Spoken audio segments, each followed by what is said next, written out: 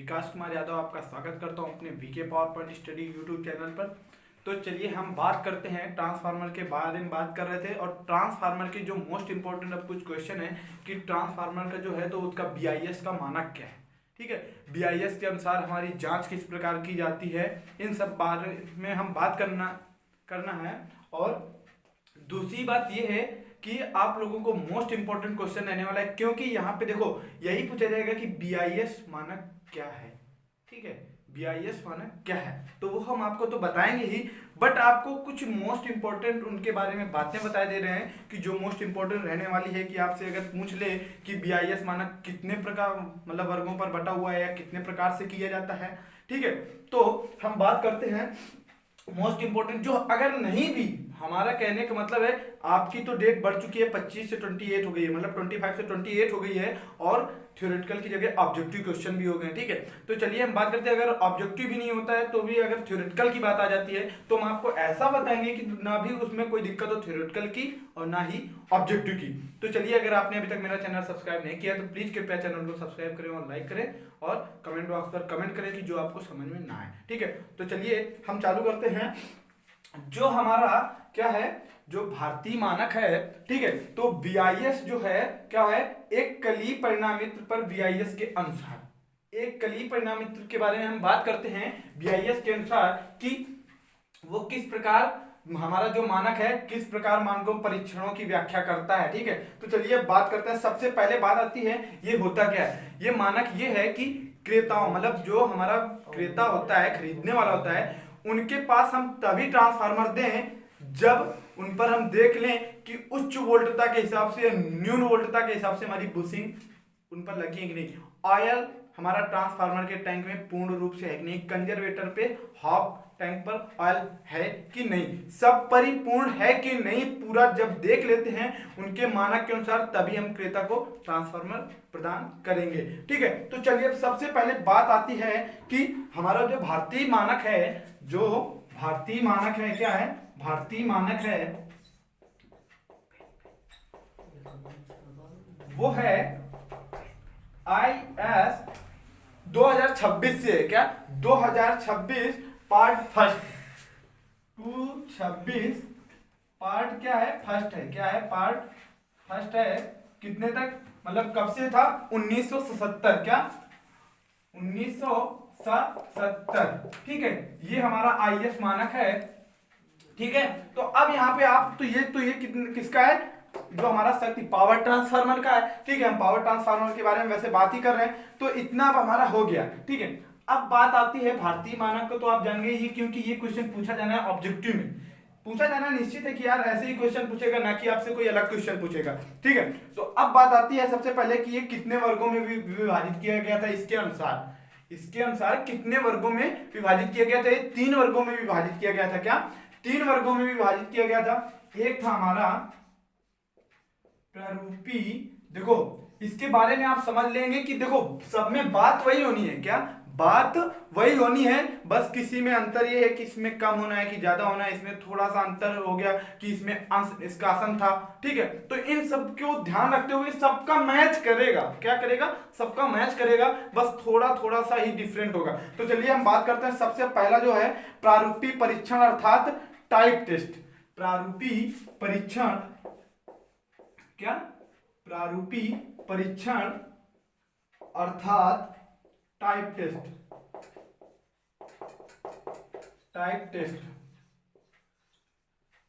अब first number हो गया, अब सेकेंड नंबर की बात आती है, तो हमारा जो सेकेंड नंबर है वो है नेमका तथा नियमित परीक्षण। क्या नेमका तथा नियमित परीक्षण।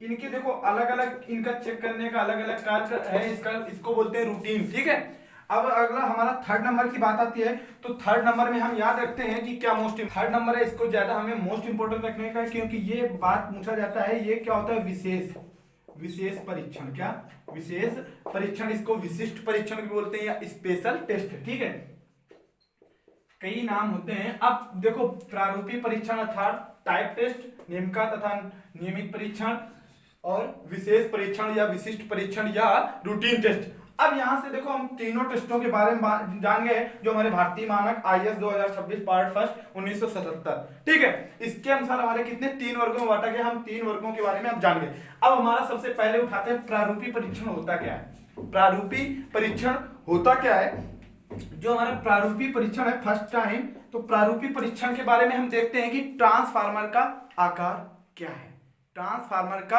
आकार क्या है, उसकी सिचुएशन क्या है, ठीक है। तो उसके बारे में हम सबसे पहले यही देखते हैं कि उसकी गुणवत्ता क्या है, ठीक है।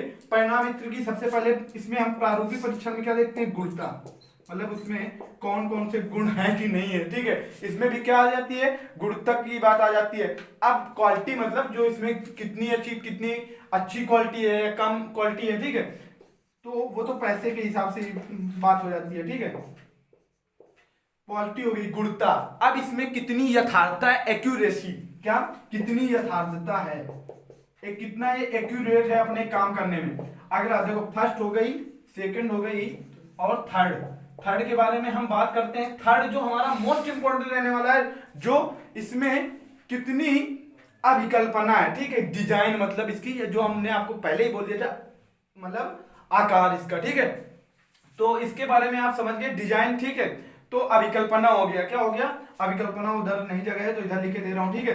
तो अभिकल्पना हो गया, जो हमारा डिजाइन के बारे में बात था, पहले हमने ये बोल दिया था आकार, ठीक है। अब यहां से आप समझ लीजिए कि इतनी हमको इनमें क्या करना है, चेक ही करनी है, तो वो हमारे क्या कहला जाते हैं, टाइप टेस्ट हो जाते हैं। क्या हो जाते हैं, टाइप टेस्ट हो जाते हैं। अब यहां से आप ये समझ लीजिए जो होते हैं ये कितने होते हैं, टाइप टेस्ट। अब यहाँ पे हम ऊपर चालू करते हैं, देखो हम याद रखेंगे नेम का तथा नियमित परीक्षण और विशेष या स्पेशल परीक्षण, ठीक है। तो यहाँ पे अब आ जाती है सबसे पहले फर्स्ट वाले की ही बात आती है, ठीक है। इनमें 3 हम क्वालिटी चेक करेंगे, एक्यूरेसी चेक करेंगे और जो है अभिकल्पना मतलब हम डिजाइन चेक करेंगे, ठीक है। जब फर्स्ट जो परीक्षण होता है वो ऐसे ही चेक करते हैं। अब इनमें क्या क्या चेक करते हैं, फर्स्ट नंबर हम लिखते हैं, सबसे पहले हम चेक करते हैं क्या, कुंडलन प्रतिरोध।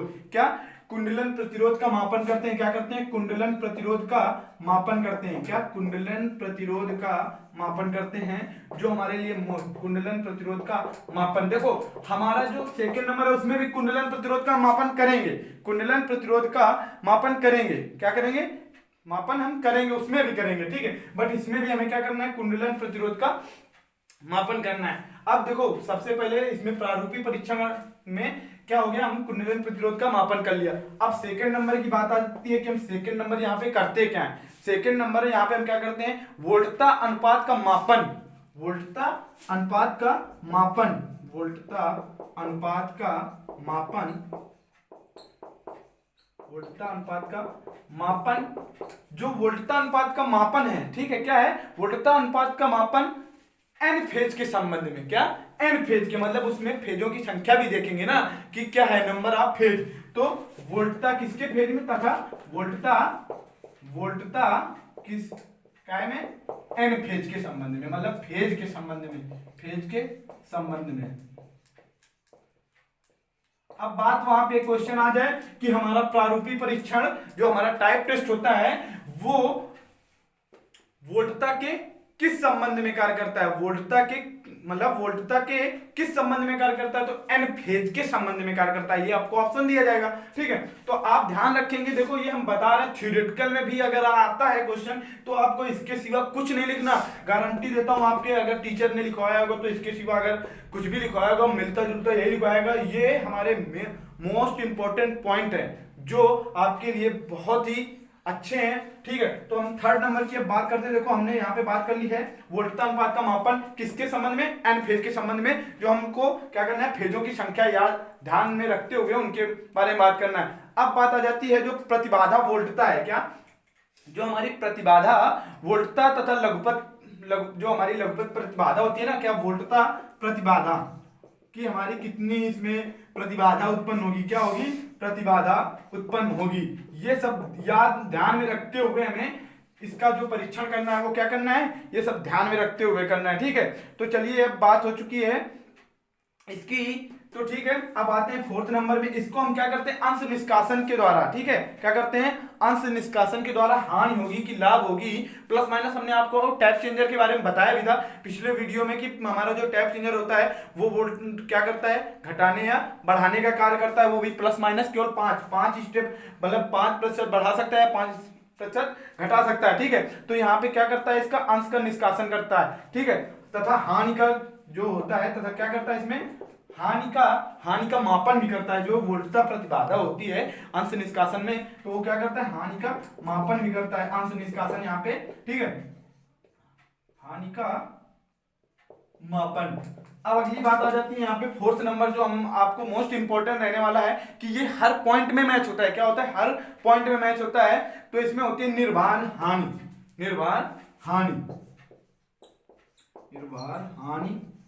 इसमें देखो हम कहां से ज्ञात करते हैं ये मायने रखता है, यहां से ज्ञात करते हैं, वहां पे है तो हमारा क्या होता है, उसमें केवल निर्वाण हानि धारा का मान। और यहाँ पे जो बात आती है, यहाँ पे हमारा होता है हानि तो होती है, बट ये कहां से, शून्य पर से ज्ञात करते हैं। क्या करते हैं, शून्य पर से ज्ञात करते हैं कि वहां पे था तो वोल्ट पर, यहाँ पे शून्य से ज्ञात करेंगे क्या का, धारा का।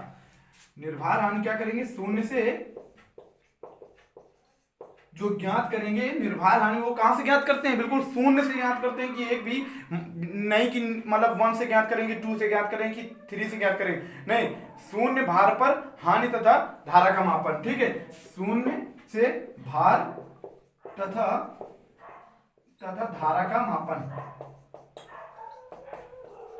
देखो हमारे 4 पॉइंट हो चुके हैं, 5वां पॉइंट एक हम आपको और बता दे रहे हैं, ज्यादा पॉइंट नहीं बताएंगे, ठीक है। अब यहाँ पे बात आ जाती है विद्युत रोधन प्रतिरोध का मापन। क्या, विद्युत रोधन प्रतिरोध का मापन, विद्युत रोधन प्रतिरोध का मापन।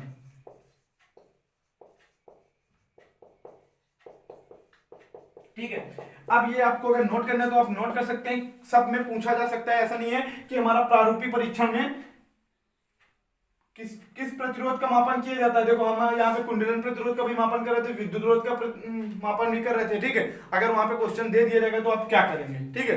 तो ये सब आप नोट कर लीजिए, मोस्ट इंपोर्टेंट रहने वाला है। चलो मैं इसको रफ करता हूँ और आपको बताता हूँ। दूसरा जो हमारे नेम का परीक्षण था, क्या था नेम का परीक्षण, उसके बारे में बात करते हैं। उसमें भी देखो सेम टू सेम यही, बस थोड़ा थोड़ा आपको अंतर जब आप लिख लेंगे या नोट कर लेंगे, अगर माइंड में आपके सेट हो जाएगा तो तब आप समझेंगे कि इसमें केवल अंतर क्या था, क्या अंतर क्या था, क्योंकि ये मोस्ट इंपोर्टेंट रहने वाला है मेरे भाई। अगर आपने अभी तक मेरा चैनल सब्सक्राइब नहीं किया तो जब तक मैं रफ कर रहा हूं तब तक आप सब्सक्राइब कर दीजिए, ठीक है, और लाइक कर दीजिए। कृपया आप अपनी क्लास न छोड़िए और काम भी हो जाएगा। जब तक मैं रफ करूंगा तब तक आप कमेंट भी कर सकते हैं, अगर जो आपको समझ में नहीं आया तो मैं वो आपको अगले वीडियो में बताऊंगा, ठीक है।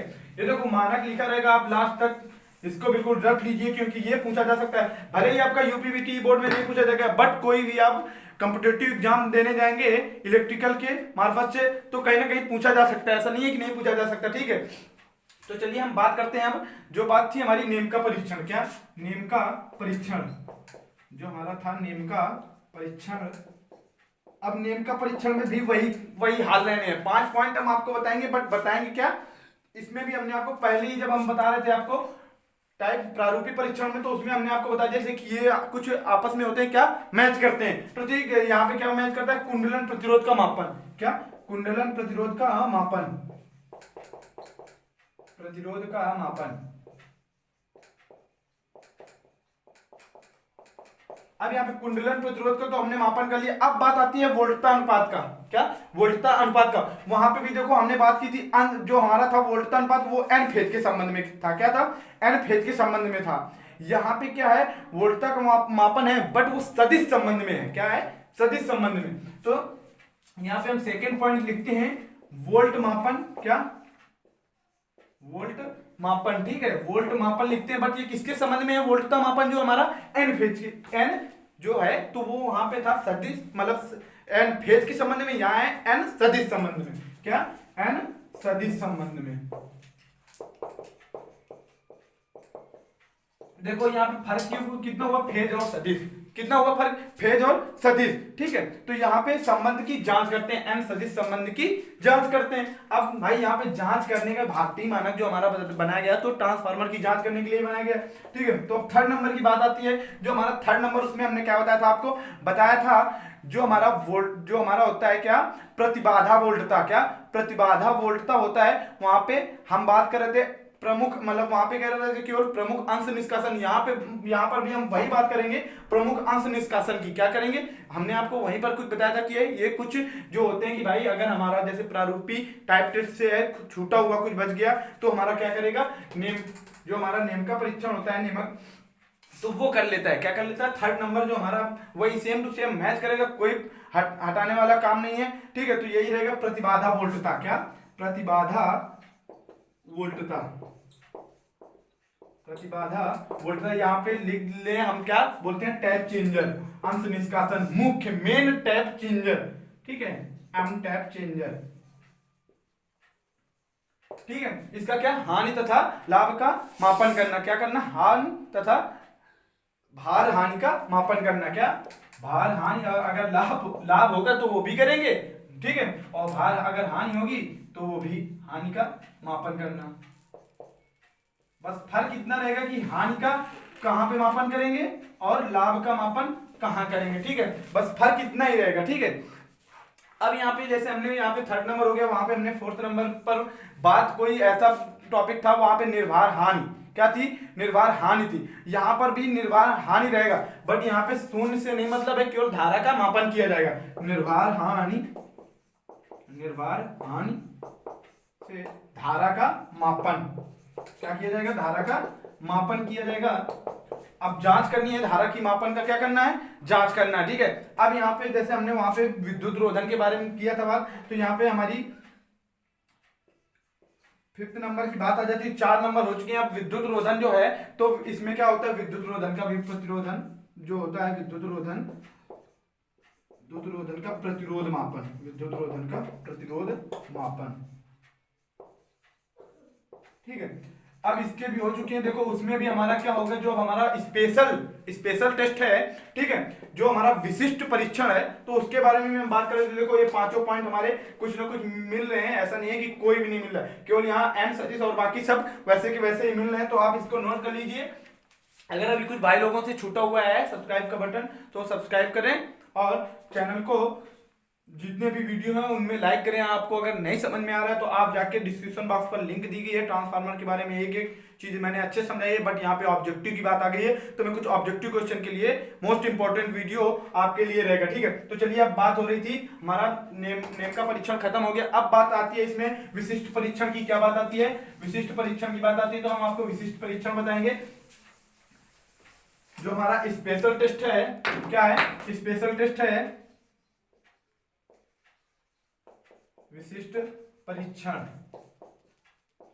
यहाँ पे देखो भी मिलते जुलते ही पॉइंट मिलेंगे, हम अपना फर्स्ट पॉइंट ही ले लेते हैं, सब में फर्स्ट पॉइंट ही उठाते हैं। क्या करते हैं, यहाँ पे जो फर्स्ट पॉइंट है तो वो हम अपना देखते हैं कि यहाँ पे क्या करता है। यहाँ पे परावैद्युत परीक्षण देखता है, ठीक है। यहाँ पे क्या करता है, परावैद्युत परीक्षण, परावैद्युत परीक्षण करता है। देखो आपने सुना होगा, ऐसा नहीं है कि आपने नहीं सुना, डाइलेक्ट्रिक, क्या सुना होगा, डाइलेक्ट्रिक टेस्ट, परावैद्युत सामर्थ्य, परावैद्युत सामर्थ्य की जो हानि होती है, ठीक है, तो वो इन सब का टेस्ट करता है। क्या करता है, परावैद्युत डाइलेक्ट्रिक, ठीक है, जो हमारा होता है डाइलेक्ट्रिक टेस्ट करता है, परावैद्युत परीक्षण करता है। अब बात आ जाती है सेकेंड नंबर में।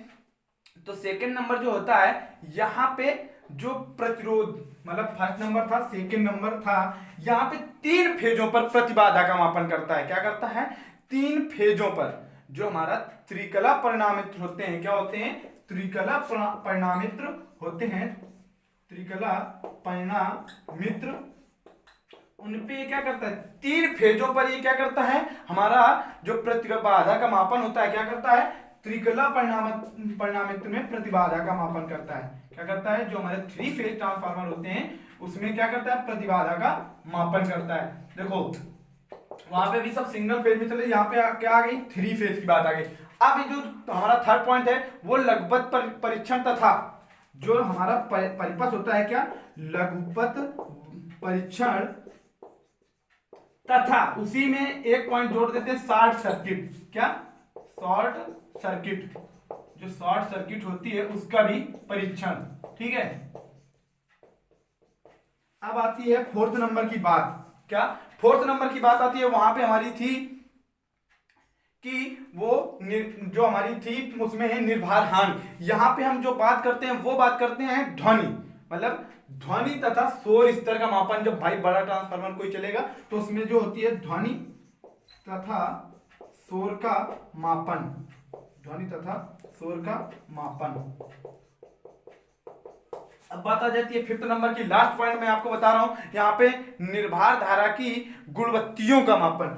निर्भार, जो हम वहां पे भी देखो फोर्थ नंबर पे हमने बात कर दी थी, यहाँ पे हम फिफ्थ नंबर पे बात कर रहे हैं। जो निर्भार धारा है, क्या है, निर्भार धारा, यहाँ पे उनकी क्या करते हैं, गुणवत्तियों का मापन, मतलब गुणवत्ता का मापन करते हैं। क्या करते हैं, गुणवत्ता का मापन करते हैं।